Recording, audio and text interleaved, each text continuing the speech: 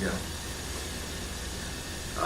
And we almost had a disaster there a while back with that wooden boat that came close to sinking, which is potentially a greater danger than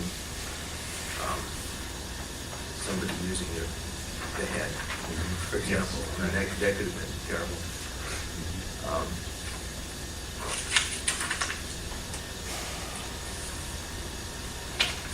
So go ahead. Okay. I'm just curious, when you got up there, do people actually have anchor lights, or are they following the law out there? Or how dangerous is it as far as navigating in and out of there at night? I can't address that. I think Mike Zimmerman, the park ranger at the park, would have a better sense for that. I haven't heard any issue with the navigation at night.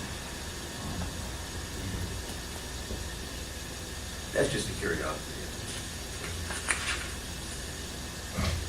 Even though it's threatened, they didn't make the shellfish unavailable, right? They just said it could get to the next level, lower level, but it hasn't gotten there yet. Well, it was open, And now it's conditional. or it was approved, then they put it on the list of threatened, and then they made a conditional approval, Okay. It was a seasonal. which is a seasonal closure. Okay. So it's progressively, So it is, okay, so Declining. it's declined, okay. Yeah. And we're, as I said, we're ticking against Right. May 1st. For the next season. Yeah. Well, and this is an important issue, not just here, but all around Puget Sound. I'm trying to think of the number, was it 20 or 25,000 mooring buoys in Puget Sound, something like that we heard at 25,000. Yeah. 25,000. Yes. So, this management plan that we're doing actually is going to end up being a model, I think, for a lot of other places and how people work together to solve these problems and be proactive. So I think that's to be commended, the work that staff's doing on that, and that the whole community is really doing. DNR particularly is advocating for the moratorium. In fact, they have a de facto moratorium. They're not issuing title leases. And part of that is trying to get the data correct. The other part is we don't want to jerk around the public and get them into a pipeline of permit review and then start saying, well, we got a new SMP coming, or gosh, we're going to deny this because we think this, or approve it maybe conditionally, so I think it's really in the public interest. So we have to make it very clear to them what the regulations apply. Without this, somebody could apply for a county permit, but still, we know that DNR is not approving it. And DNR might not approve it, or Fish and Wildlife, or the Corps may move in. And conversely, we had problems with the 34 county permits because they're not all permitted by DNR.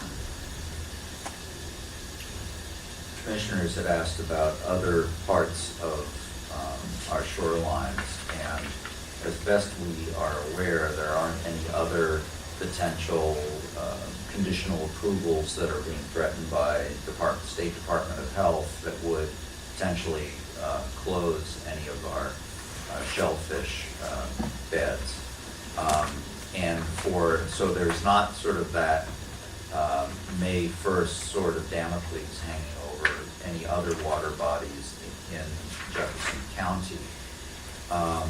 And in the proposed SMP that you're still in the process of working through, there are some controls in there that would help avoid this sort of situation in the future and give staff through the substantial development permit process the latitude to anticipate this kind of situation and factor that into approvals. But that's in the new SMP, that's not under the existing one. That brings up an interesting thought. As people may be looking for a place to anchor, what's the situation in Lower Hadlock at this point? People may be moving out and populating Lower Hadlock in front of that area. Again, we haven't got to a point of looking at that area. It's an area that we're concerned about, because you're right, the numbers may be increasing down there as well. We haven't actually begun studying or looking at any type of analysis to substantiate the problem. And with the DOH annual shellfish growing area reports, once a year they do their classifications. So State Department of Health will either consider it approved, conditionally approved, restricted, or prohibited. And each year, all area beaches are classified according to that system.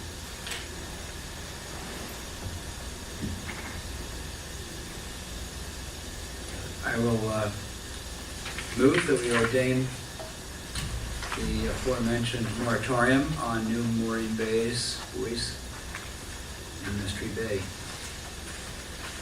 I'll second it. I don't think we need an official.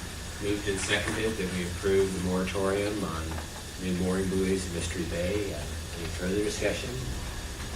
Had a lot of discussion on this today and during the SMP. Yes. I'll call the question in. All those in favor? Aye. Aye. Aye. Passes. Thank you. Thank you very much. Just like to thank the commissioners for taking this extraordinary action to protect an economically vital industry in our county. So procedural, but does the clerk's office have this electronically? Then I need to sign a copy of it once it's all, oh, okay, we can work on that. I'll get it to him Okay. ASAP. Okay. Let's see, our next agenda item is for 11 o'clock, so we'll take a brief recess and be back here from 11 to 11:30 for an executive session with County Administrator, Deputy Prosecuting Attorney, Community Development Director, Planning Manager, and Associate Planner about session is outlined in the Open Public Meetings Act, RCW 42.30110(1)B, real estate negotiations. That'll be from 11 to 11:30, so we're recessed.